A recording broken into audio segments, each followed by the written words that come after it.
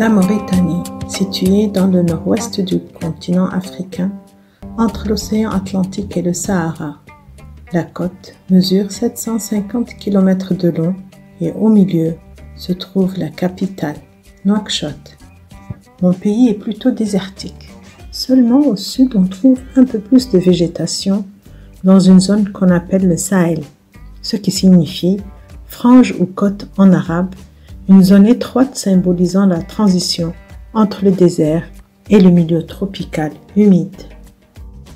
Dans les zones rurales, on vit de l'agriculture et de l'élevage. Ce sont nos modes de vie traditionnels, mais qui sont vulnérables, car soumises aux irrégularités des pluies. Il fait chaud. Notre mer, en revanche, elle est froide et très riche en ressources. Elle représente notre espoir pour un avenir plus stable.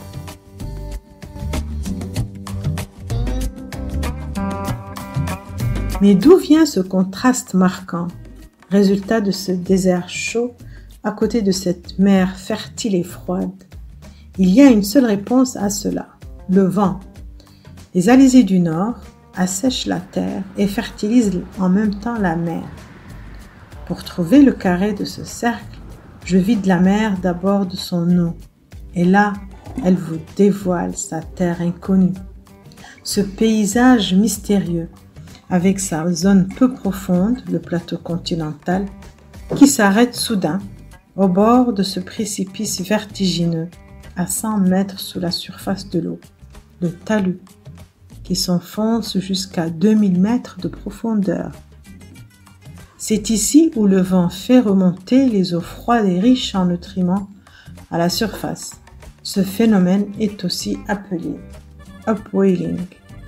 Une fois arrivés dans les eaux ensoleillées, ces nutriments des eaux profondes alimentent des plantes microscopiques, le phytoplancton, qui prolifèrent et qui constituent la base d'un écosystème très riche et complexe, représenté ici de façon simplifiée par des relations qui existent entre les espèces, des relations essentielles pour permettre le maintien et le développement de chacune d'entre elles.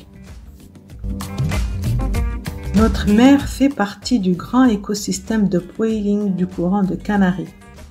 Il n'existe que 4 écosystèmes de ce type sur notre planète, tous situés sur les bords est des océans. Ensemble, ils ne couvrent que 1% de la surface des océans, mais ils fournissent la Terre entière avec 1/4 de nos ressources pêchées en mer. Il vaut mieux qu'on s'y intéresse un peu plus alors de notre écosystème d'importance planétaire. C'est vrai que notre mer, elle est riche et qu'elle peut supporter une certaine pression pour nous offrir un avenir plus stable. Pêche, changement climatique, développement pétrolier et gazier offshore. Cependant, il faut qu'on investisse dans la recherche pour comprendre les limites de notre mer et pour savoir comment diminuer au mieux la pression qu'on exerce sur elle. Car si on pousse trop loin, on dépasserait le point de non-retour trop vite et nos rêves pour un avenir plus stable tombent à l'eau. Quel genre de recherche? Pour savoir comment diminuer notre pression. Ça, vous le verrez dans les prochains épisodes.